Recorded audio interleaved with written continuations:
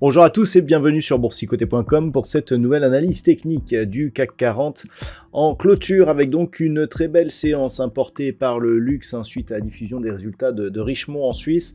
Et bien tout le luxe a profité donc de l'engouement avec donc une forte pondération sur le CAC 40. Et bien cela nous donne cette séance, donc une ouverture sur un fort gap haussier, une bougie quasi intégralement au-dessus de la bande de Bollinger supérieure, une clôture au plus haut, une zone des 7570 points, zone ici de points hauts lors du lendemain de l'élection de Donald Trump qui est devenue une zone de points bas, donc une résistance qui devient support.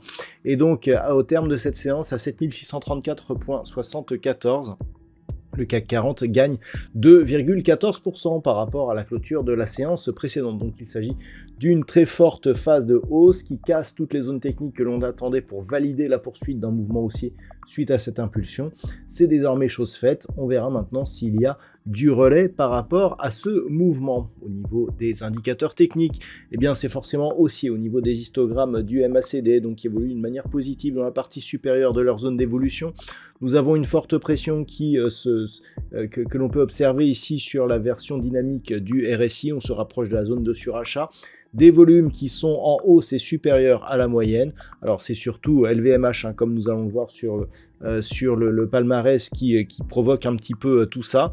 Et donc clairement cela nous donne un mouvement qui a l'air empreint d'une certaine conviction. Et donc au niveau du palmarès des valeurs, eh bien forcément donc la plus forte hausse c'est LVMH plus 9,15%, suivi de Kering plus 6,18%, derrière Hermès presque 5% de gain, L'Oréal, Total Energy entre 2,5% et 3%. Au niveau des plus fortes baisses, nous avons tout de même quelques valeurs dans le rouge comme Carrefour moins 1,13%.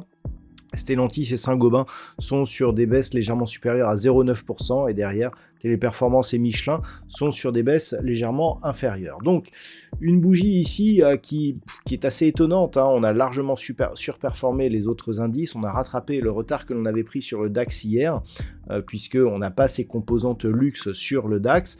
Donc clairement on est ici sur un mouvement intéressant puisque l'on casse ici cette zone donc qui était résistance. Donc au lendemain de l'élection de Donald Trump, on avait eu ici ce point haut et puis finalement on était redescendu.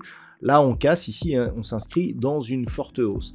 Donc le fait que la zone des 7570 points se soit, je dirais, imposée en tant que support, eh bien, est un élément très, très fort d'un point de vue du mouvement haussier. Et c'est ce niveau qu'il va falloir observer, tout simplement parce que eh bien, nous avions deux zones techniques, la zone des 7525, la zone des 7570 points.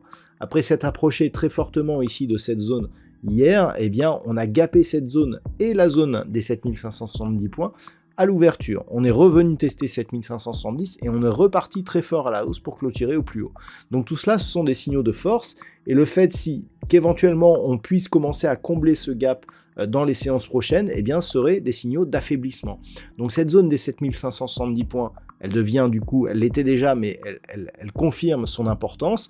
Et tout comblement ici anticipé de cette zone, avec une cassure notamment des 7525 points, même si on est largement au-dessus de la moyenne mobile 20 exponentielle, commencera à nous donner des signaux d'affaiblissement.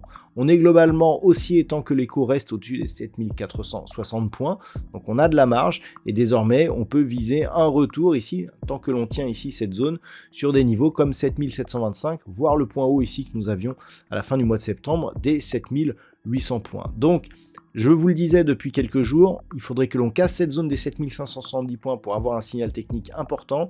Ce niveau est cassé, il est cassé avec la manière. Donc à voir maintenant si cette pression haussière qui s'exerce sur l'indice parisien va continuer. Voilà donc l'enjeu des prochaines séances et le résultat donc de la séance du jour. En termes de statistiques, nous avons une configuration qui ne prend pas trop acte de la hausse actuelle. Le gap ici est relativement important, donc on a une certaine neutralité par rapport à ce gap, mais en tout cas pas de mouvement de consolidation. Donc ça devrait être relativement stable à la fin de la semaine, donc pour demain et au moins le début de la semaine prochaine. C'est en tout cas ce que nous indiquent les statistiques. Là, la conviction toutefois est moyenne par un nombre d'occurrences liées à la largeur de ce gap, relativement, alors pas faible, mais en tout cas elle n'est pas très très puissante. Voilà donc ce que l'on peut dire pour aujourd'hui. Je vous souhaite de passer une très bonne soirée. On se retrouve dès demain pour d'autres analyses techniques, toujours sur le site boursicoté.com.